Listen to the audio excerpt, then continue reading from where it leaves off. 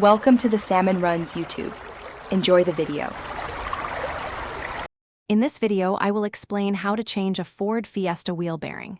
First, gather all necessary tools, including a jack stands, a socket set, and a new wheel bearing kit.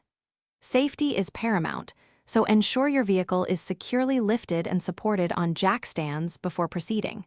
This preparation ensures a smooth and safe repair process. Next, we'll begin the disassembly.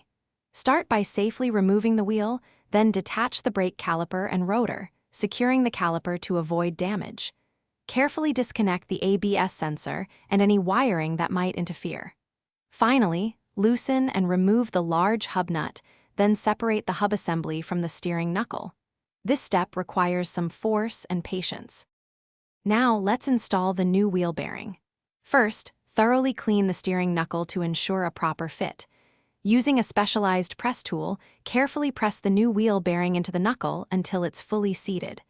Once the bearing is in place, reassemble the hub, brake rotor, and caliper. Don't forget to reconnect the ABS sensor and its wiring. For the final steps, it's crucial to torque all bolts to the manufacturer's exact specifications, especially the main hub nut, to ensure safety and proper function.